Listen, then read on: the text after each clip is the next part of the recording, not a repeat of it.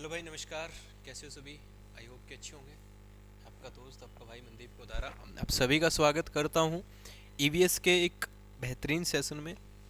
तो आज के इस सेशन के अंदर हम डिस्कस करने वाले हैं the green house effect. Hindi में इसको बोलते हैं प्यारे बच्चों हरित गृह प्रभाव। हिंदी में इसे हम कहते हैं हरित गृह प्रभाव। क्या होता है ये ग्रीन हाउस इफेक्ट, कैसे होता है, किसकी वजह से होता है, और क्या इसके नुकसान है, क्या इसके फायदे हैं, इन सभी चीज़ों के बारे में बात करेंगे प्यारे बच्चों। ठीक है। सबसे पहले द ग्रीन हाउस इफेक्ट। आपको ये जो दिख रहा है, ये दिख रही है आपको धरती माता, ये दिख रहा है आपको सूर्य भगवान। तो सूरज से प्यारे बच्चों अपनी कुछ किरणें आती हैं, सूरज से कुछ किरणें आती हैं। ठीक है, लिखो, लिखा हुआ है देखो, some sunlights that hits, some sunlight that hits earth is reflect back into the space while the rest become heat। ये कह रहा है भाई, मैं इस बार इसको हिंदी में ट्रांसलेट करके बताता हूँ आपको। ये कह रहा है कुछ सूरज से कुछ किरणें आती हैं, सूरज से कुछ सनलाइट आती है। ठीक है, सनलाइट आती है जो अपनी अर्थ के ऊपर गिरती है। अर्थ के ऊपर गिरने के बाद कुछ लाइटें रिफ्लेक्ट हो जाती है, यानी कि सनलाइट जो होती है वो टकराने के बाद वापस रिफ्लेक्ट हो जाती है, यानी कि सूरज की जो रोशनी होती है, सूर्य का जो प्रकाश है वो वापस क्या हो जाता है, रिफ्लेक्ट हो जाता है। किसको छोड़ के बच्चों? ये हीट, हीट यानी कि उष्मा, उष्मा हमारी धरती के एनवायरनमेंट में रह जाती है, हीट हमारे एनवायरनमेंट में रह जाती है, और बाकी सारी चीज़ें जो है वो हीट को छोड़ के बाकी जो सनलाइट है वो क्या हो जाती है भाई, रिफ्लेक्ट हो जाती है, यानी कि परावर्तित हो जाती है। ठीक है, यहाँ पर क्या लिखा हुआ है, green house gases absorb and reflect heat radiated by earth and preventing it from escaping into space। ये क्या कह रहा है? ये कह रहा है अब ऐसा क्यों हो रहा है साहब, हीट, अब देखो सूरज से सारी चीजें आती है। मैं एक बार आपको दिखाना चाहूंगा कि सूरज से क्या क्या आता है। ठीक है, तो देखो सूरज से हमारी क्या चीज आती है। देखो सूरज से हमारी एक तो आती है विजिबल लाइट। क्या आती है? Visible light. विजिबल लाइट यानी कि जो प्रकाश होता है हमारा वो आता है सूरज से। एक तो क्या आता है अपना प्रकाश आता है। दूसरी प्यारे बच्चों सूरज से आती है इंफ्रारेड वेव। क्या आती है? Infrared wave. इसको हिंदी में बोलते हैं भाई अवरक्त तरंगे। क्या आती है सूरज से हमारी? अवरक्त तरंगे आती है। ठीक है, इंफ्रारेड वेव, अवरक्त तरंगे आती है। अब आपको पता है जो प्रकाश आता है ना, जो विजिबल लाइट होती है, ये तो हमारे लिए चीज़ों को देखने में मदद करती है। जिस तरह हम लोगों को कोई भी चीज़ दिखाई देती है वो किसकी वजह से दिखाई देती है? तो वो इनविजिबल लाइट्स की वजह से दिखाई देती है, जो कि 7 रंग की होती है। विबग्योर आप लोगों ने पढ़ा हुआ है। लेकिन आपने देखा होगा कि जब सूरज से अपने पास लाइट आती है तो उस समय सूरज में लाइट के साथ साथ अपने पास हीट भी आती है, अपने पास उष्मा भी आती है। वो उष्मा कहाँ से आती है, वो हीट कहाँ से आती है प्यारे बच्चों? वो इन इंफ्रारेड वेव की वजह से आती है। जो अवरक्त तरंगे है ना, ये हीट प्रोड्यूस करती है। क्या प्रोड्यूस करती है बच्चों? हीट प्रोड्यूस करती है। हिंदी में हम उसे लिखेंगे कि भाई ये क्या करती है? उष्मा उत्पादन करती है। क्या करती है? उष्मा उत्पादन करती है। इनका हम यूज भी करते हैं। कहाँ पर यूज करते हैं? तो इनका भाई रिमोट कंट्रोल के अंदर यूज करते हैं। खैर वो अलग बात है। ठीक है, तो ये क्या करती है? ये उष्मा उत्पादन करती है। मेन बात ये क्या है? हीट प्रोड्यूस करती है। अब होता क्या है, जैसे ही यहाँ पर जो हमने इस डायग्राम में हम लोगों ने जो देखा वो क्या था पहले वाली स्लाइड में, ये कह रहा है कि सूरज से सनलाइट जैसे ही पृथ्वी के ऊपर आके स्ट्राइक करती है, टकराती है, टकराने के बाद मेरे भाई ये वापस अपने एनवायरनमेंट में चली जाती है। लेकिन जो हीट है, उष्मा जो है, वो यहीं पर हमारे एनवायरनमेंट में रह जाती है। कौन? हीट एनवायरनमेंट में रह जाती है, जो कि किसके द्वारा प्रोड्यूस की गई थी, किसके द्वारा उत्पन्न की गई थी? तो आप कह दोगे इंफ्रारेड वेव के द्वारा, और हिंदी में आप कह दोगे अवरक्त तरंगों के द्वारा, जो क्या की गई थी? उत्पन्न की गई थी, अवरक्त तरंगों के द्वारा।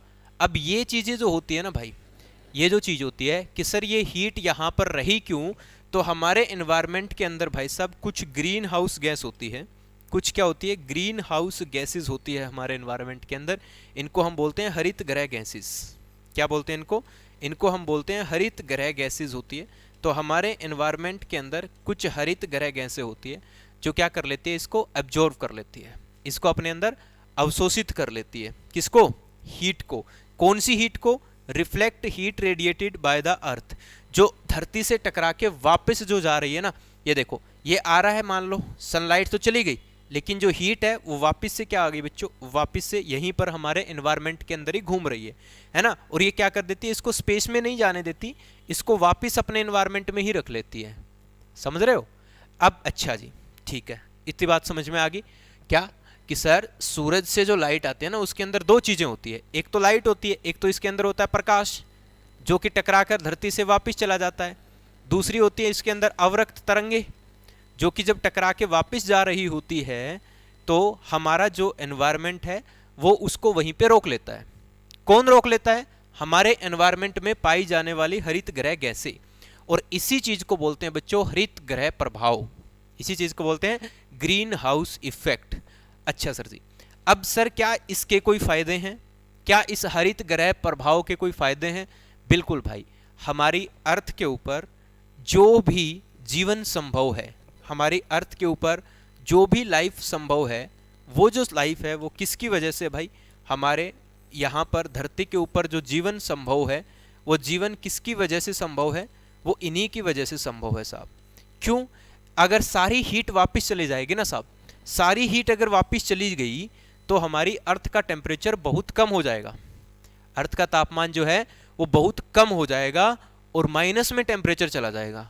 और जब माइनस में टेम्परेचर चला जाएगा भाई तो यहाँ पर जीवन को जो है, जो यहाँ पर जो लाइफ है, यहाँ पर जो जीवन है भाई, उस जीवन को क्या हो जाएगा? खतरा हो जाएगा सब, जितने भी पानी है, जितने समुद्र है, सब जम जाएंगे। ठीक है, तो यहाँ पर लाइफ पॉसिबल ही नहीं हो पाएगी। तो जीवन संभव है तो किसकी वजह से भाई साहब? ग्रीन हाउस इफेक्ट की वजह से, हरित गृह प्रभाव की वजह से। समझ में आई बात? क्योंकि हरित गृह प्रभाव जो है ये हमारे अर्थ का, हमारी पृथ्वी का टेम्परेचर मेंटेन करके रखता है। क्या मेंटेन करके रखता है? ये हमारी पृथ्वी का तापमान नियंत्रित रखता है। क्या रखता है? तापमान को नियंत्रित करके रखता है। ये हमारे टेम्परेचर को क्या करके रखता है बच्चों? कंट्रोल करता है। ठीक है, ताकि हमारा एक संतुलन बना रहे, एक बैलेंस बना रहे, और उसी की वजह से धरती के ऊपर जीवन संभव हो पाया है। कोई ऐसा घर है जिसके ऊपर अगर ग्रीन हाउस गैसेस नहीं है तो वहां पर जीवन कतई संभव नहीं हो पाएगा। जीवन संभव हो पाने का मतलब ही होता है कि जीवन के लिए एक सूटेबल कंडीशन होना, और वो जो सूटेबल कंडीशन है वो हमें देता है एक टेम्परेचर। ठीक है, आप लोगों ने बायोडाइवर्सिटी में पढ़ा होगा, अगर कहीं टेम्परेचर ठीक ठाक रहता है, ये नहीं कि बहुत ही ज़्यादा गर्मी हो जाए सर, फिर भी नहीं जा पाएगा। और जब बहुत, जिस तरह अपना एक ग्रह होता है जो दूसरा नंबर पे शुक्र ग्रह, शुक्र ग्रह के वायुमंडल में ना, शुक्र ग्रह के वायुमंडल में 95% कार्बन डाइऑक्साइड है, जिसकी वजह से ना वहां पर इतना ज़्यादा टेम्परेचर है, इतना ज़्यादा टेम्परेचर है कि वहां भी लाइफ संभव नहीं है। अब ऐसा नहीं होता सर, बैलेंस होना चाहिए, बैलेंस होना चाहिए। बायोडाइवर्सिटी में यही बताया था मैंने आपको। क्या बायोडाइवर्सिटी वाले चैप्टर में जाके देखोगे कि जहां पर टेम्परेचर ठीक ठाक होता है वहीं पर जीवन संभव होता है, वहीं पर प्रजनन दर भी अच्छी रहती है, रिप्रोडक्शन रेट भी अच्छी होती है। सारे बायोडाइवर्सिटी के हॉटस्पॉट जो है वो हमारे ट्रॉपिकल जोन में ही है, उष्णकटिबंधीय क्षेत्र में ही है। इसका कारण है कि वहां का टेम्परेचर एक ठीक ठाक रहता है किसी भी जीव के लिए जिंदा रहने के लिए और रिप्रोडक्शन करने के लिए, प्रजनन करने के लिए। तो इसीलिए ग्रीन हाउस इफेक्ट जो है ये हमारे लिए बहुत ही महत्वपूर्ण है। हमारे धरती के ऊपर जीवन इसी के कारण संभव है। चलो बच्चों, बहुत बढ़िया। अब आगे बात आती है, सर ये ऐसी कौन कौन सी गैसें हैं जो ऐसा काम करती है? चलो बच्चों, ये हमारे पास कुछ गैसें लिखी हुई है मैंने, इनको आपको नोट करना है। कौन कौन सी गैसें है सर? तो सबसे पहले है जलवाष्प, इसको बोलते हैं वाटर वेपर्स, कि हमारे वायुमंडल के अंदर बहुत सारे क्या है बच्चों? जलवाष्प है, जो कि इन इंफ्रारेड वेव को, इन अवरक्त तरंगों को अपने वायुमंडल में ही मेंटेन करने का काम करता है। ठीक है, आपको पता है जब भी पेड़ पौधे या समुद्र, यहीं से क्या होता है, पानी वाष्प बन के ऊपर उड़ जाता है, पानी वेपर बन के ऊपर उठ जाता है। तो हमारे वायुमंडल के अंदर बहुत अधिक मात्रा में क्या है प्यारे बच्चों? वाटर वेपर है, जलवाष्प है, जो कि ये काम करता है। वही बात करें भाई साहब कि ग्रीन हाउस इफेक्ट जो है सबसे अधिक कौन सी गैस की वजह से होता है?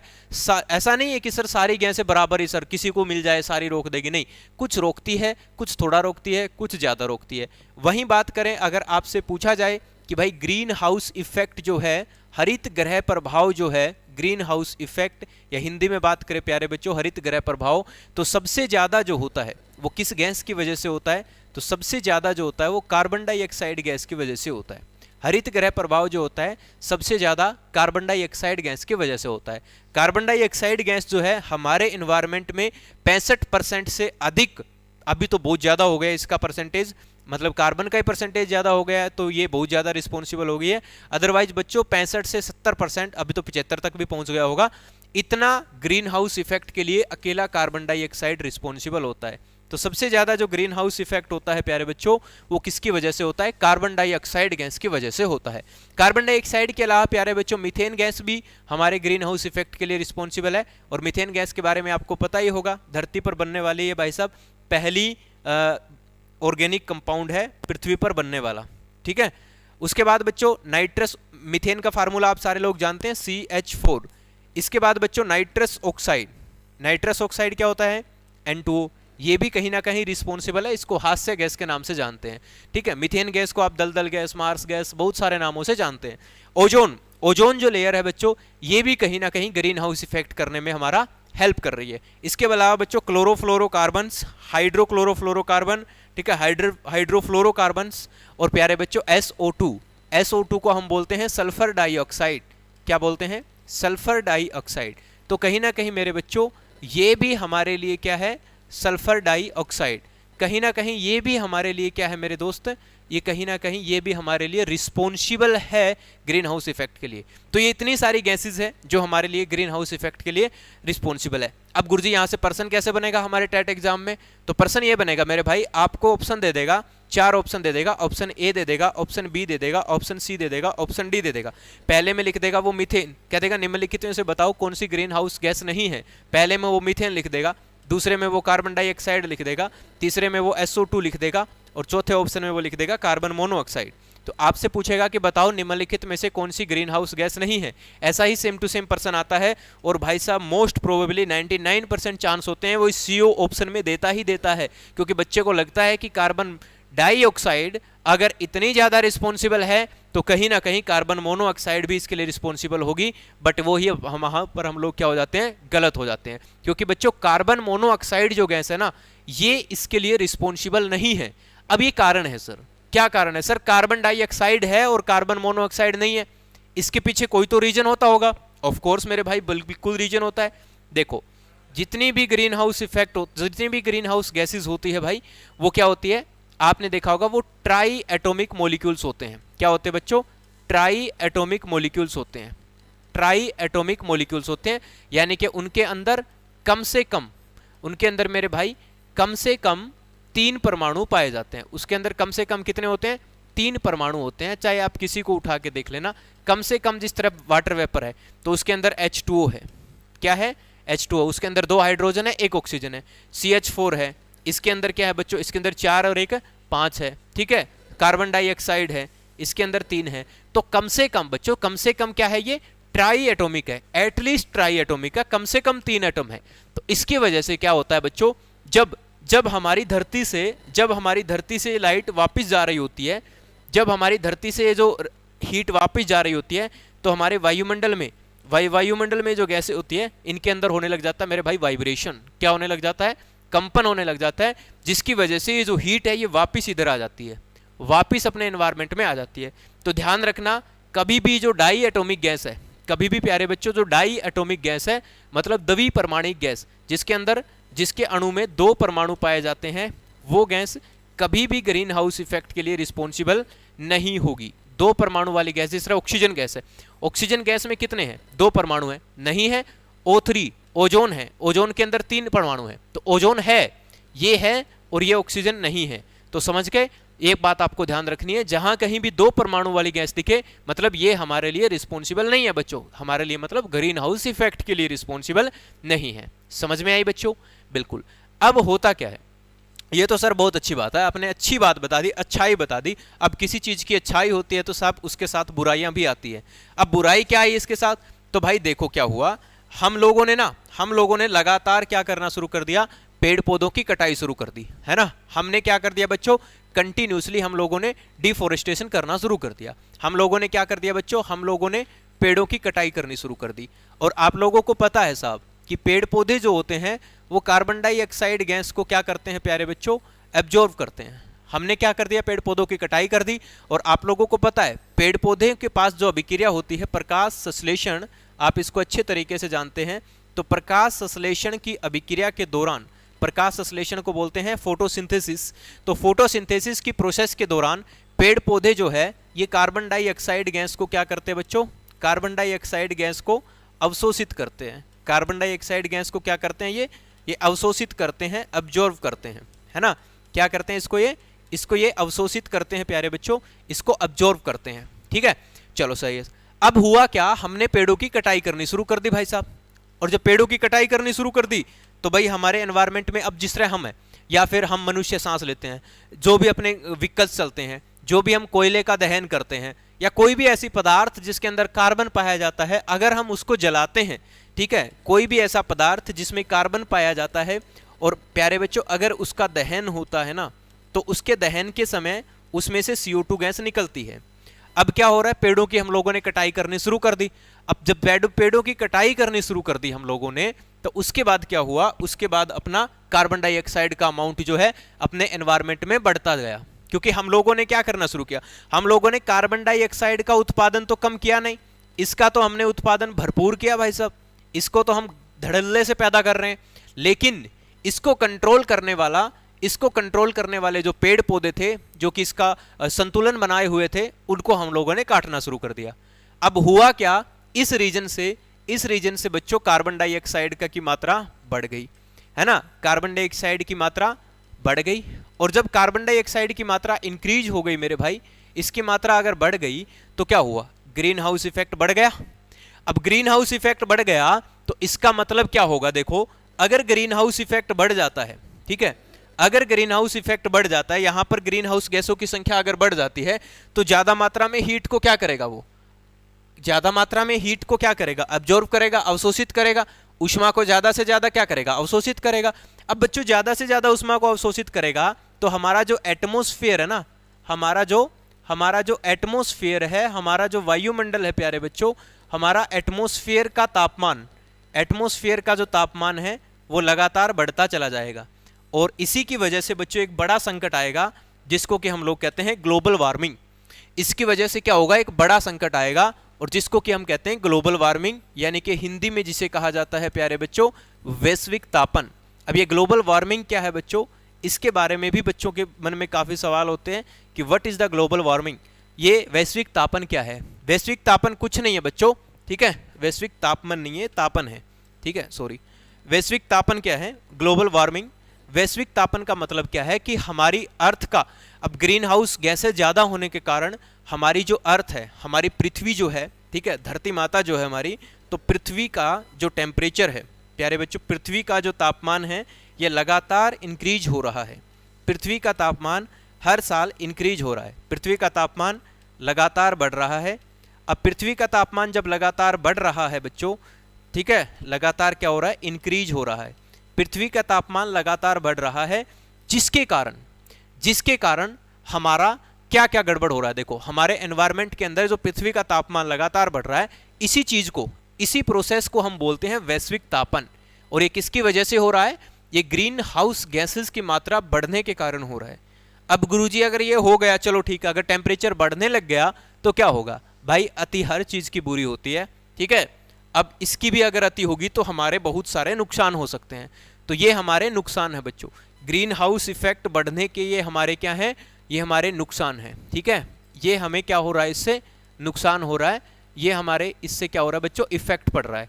क्या क्या हो रहा है, देखो अगर टेम्परेचर बढ़ेगा तो बच्चों सी लेवल बढ़ जाएगा, समुद्र का स्तर बढ़ जाएगा, ठीक है। इंग्लिश वाले बच्चे लिखेंगे सी लेवल क्या हो जाएगा, इंक्रीज हो जाएगा। अगर आप लोग सी लेवल का डाटा देखें तो लगातार पिछले कई वर्षों से समुद्र का जो स्तर होता है वो लगातार बढ़ता आ रहा है, जिससे जीवन को खतरा हो जाएगा, ठीक है। उसके अलावा बच्चों वर्षा के पैटर्न में बदलाव आएगा। आपको पता है हमारी एटमॉस्फेयर के टेम्परेचर के कारण ही समय समय पर वर्षा आती है। अभी पिछले कई सालों के अंदर आपने देखा होगा, पिछले 5 से 10 सालों के अंदर आप लोगों ने देखा होगा कि हमारे यहाँ पर जो वर्षा का पैटर्न है, मानसून का पैटर्न है, उसमें पूरी तरह से मिसबैलेंस हो चुका है। जिस समय वर्षा आनी चाहिए उस समय वर्षा आती नहीं है, जिस समय वर्षा नहीं आनी चाहिए उस समय वर्षा आ जाती है। अब इसका फर्क, इसका इफेक्ट क्या पड़ रहा है बच्चों? इसका इफेक्ट सीधा सीधा पड़ रहा है बच्चों, सबसे बड़ा जो इफेक्ट पड़ रहा है इसका एग्रीकल्चर के ऊपर पड़ रहा है, कृषि के ऊपर, खेती बाड़ी के ऊपर इसका बहुत ज्यादा इफेक्ट पड़ रहा है सर। फसलों के अंदर बहुत ज्यादा नुकसान हो रहा है और भारत देश के लिए तो स्पेशली बहुत बड़ा खतरा है, क्योंकि भारत एक कृषि प्रधान देश है। भारत के अंदर पूरी 50%, आधी से भी ज्यादा आबादी जो है वो कृषि पर निर्भर करती है। तो भारत के तो ऊपर इस चीज का बड़ा तकड़ा इफेक्ट पड़ रहा है। अब होता क्या है भाई साहब, वर्षा के पैटर्न में बदलाव आने से कृषि में होगा, और कृषि में होगा तो ऑब्वियस सी बात है साहब अपनी अर्थव्यवस्था बिगड़ेगी, है ना।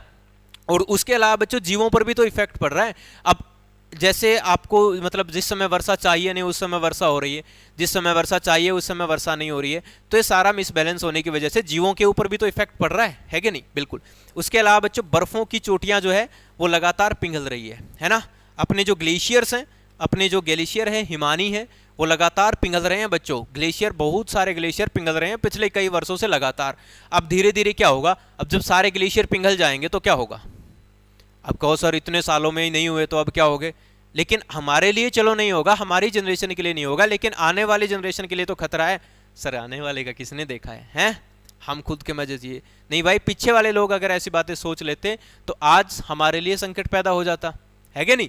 तो ग्लेशियर और बर्फ की जो चोटियां हैं वो लगातार क्या हो रही है बच्चों? मेल्ट हो रही है, पिघल रही है, ठीक है। इसके अलावा बच्चों देखो बीमारियों के अंदर फैलाव।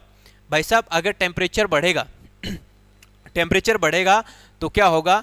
कुछ जैसे ही टेम्परेचर बढ़ता है, आप लोगों को एक बात बताऊं, आप बीमारी फैलाने वाले जितने भी माइक्रोब्स होते हैं ना, जितने भी प्यारे बच्चों बीमारी फैलाने वाले जितने भी माइक्रोब्स होते हैं, यानी कि सूक्ष्म जीव, इसको माइक्रो ऑर्गेनिज्म बोलते हैं वैसे, है ना। जितने भी माइक्रोब्स होते हैं, सूक्ष्म जीव जो बीमारी फैलाते हैं बच्चों, जैसे ही टेम्परेचर बढ़ता है ना, जैसे ही टेम्परेचर बढ़ता है इनकी रिप्रोडक्शन रेट बढ़ जाती है, इनमें नए नए वेरिएशन आने लग जाते हैं। और आप देख भी रहे हैं साहब, जैसे जैसे वैश्विक तापन बढ़ रहा है, जैसे जैसे ग्लोबल वार्मिंग बढ़ रहा है, वैसे वैसे बहुत सारी नई नई बीमारियां इंट्रोड्यूस हो रही है धरती के ऊपर, है ना। अब आप लोग इस बात को नहीं समझ पाओगे तो कौन नहीं समझ पाएगा? तो कोई भी नहीं। इस समय भाई साहब इतनी भयंकर भयंकर बीमारियां चल रही है पूरे देश के अंदर, और पता ही नहीं है। इस समय ऐसा हाल है कि पता नहीं कब कौन सी नया एक वेरिएंट, नया कोई वायरस, नया कोई बैक्टीरिया, नया कुछ भी एक जीव, है ना, आकर के बीमारी फैलाने का काम कर सकता है।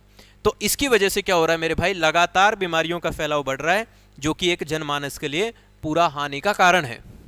तो इसीलिए प्यारे बच्चों, जहां तक ग्लोबल ग्रीन हाउस इफेक्ट हमारे लिए फायदेमंद है, वहीं इसका जरूरत से ज्यादा बढ़ जाना हमारे लिए नुकसानदायक भी है। तो हमें इसके लिए क्या क्या करना चाहिए? तो प्यारे बच्चों इसके लिए हमें क्या करना चाहिए, क्या कर सकते हैं हम लोग? तो हम लोग ये करें कि हम लोग जो ग्रीन हाउस इफेक्ट है, इसके लिए प्यारे बच्चों क्या करना चाहिए हमें? तो इसके लिए बच्चों हमें जितने भी ग्रीन हाउस इफेक्ट है इनका कम से कम क्या करना चाहिए? उत्पादन करना चाहिए। और सबसे ज्यादा जो रिस्पॉन्सिबल है प्यारे बच्चों कार्बन डाइऑक्साइड, तो कार्बन डाइऑक्साइड का हमें कम से कम उत्पादन करना चाहिए। खैर सर अब उत्पादन को तो हम नहीं रोक सकते, उत्पादन को तो हम कैसे रोक सकते हैं साहब? उत्पादन तो होगा, प्रोडक्शन तो होगा, क्योंकि सर हमारी ज़रूरतें इतनी सारी हैं, इंडस्ट्रीज इतनी सारी है ना, तो बहुत सारी दूसरी चीज़ें इफेक्ट हो जाएगी फिर अगर उत्पादन ना करें। तो सर अगर उत्पादन आप कर रहे हैं, ठीक है, और आप ज़रूरत से ज़्यादा उत्पादन कर रहे हैं, चलो मान लिया आपकी बात, ठीक है, लेकिन आप लोग एक काम तो कर सकते हैं, आप लोग फॉरेस्टेशन तो कर सकते हैं, है ना, पौधारोपण तो कर सकते हैं। तो सर इसके लिए अच्छा, सबसे अच्छा जो साधन है वो है पौधारोपण। तो आप ज़्यादा से ज़्यादा पेड़ पौधे लगाएं, ज़्यादा से ज़्यादा पौधे लगाएं, जिसकी वजह से क्या होगा? जिसकी वजह से पेड़ पौधे क्या करेंगे? इसको अब्जॉर्ब कर लेंगे। आपको पता है कुछ समय पहले तक कार्बन डाइऑक्साइड का जो अमाउंट था हमारे एनवायरनमेंट के अंदर 0.03% होता था। अब ये परसेंटेज बढ़ के देखो 0.03%, कितना इतना सा परसेंट है और कितना बड़ा इफेक्ट कर रहा है। और अब ये बढ़ करके प्यारे बच्चों 0.04% हो गए। और बहुत जल्दी अगर ऐसे ही डिफोरेस्टेशन चलता रहा तो एक समय ऐसा आएगा ये 5 भी पहुंच सकता है। और एक देखो बच्चों 3% था ये, 0.03%, और इतना सारा काम कर रहा था। अगर यही बच्चों बढ़ के 5 हो गया तो लगभग डबल हो जाएगा। सोच के देखो जितनी गर्मी हो रही थी ना उससे डबल गर्मी हो जाएगी। जितना रह पाओगे? नहीं रह पाएंगे सर। तो हो सकता है इन गैसेस का, जिस तरह CFC को तो बैन ही कर दिया गया है, ठीक है, HCFC का भी कम प्रोडक्शन करना चाहिए, HFC का भी कम। अब ओजोन का तो सर प्रोडक्शन थोड़ी ये तो अलग, लेकिन ये रिस्पॉन्सिबल कम होती है। सबसे ज़्यादा मेन जो रीजन है ना बच्चों वो ग्रीन हाउस इफेक्ट के लिए अपना है CO2। आई होप कि आपको ग्रीन हाउस इफेक्ट समझ में आया होगा, हरित गृह प्रभाव समझ में आया होगा। मैंने हर एस्पेक्ट्स के ऊपर बात की। अगर आप और अधिक जानकारी चाहते हैं तो आप मेरे Instagram account Mandeep Godara official पर जा सकते हैं। मिलते हैं अगली क्लास में। जय हिंद, जय भारत।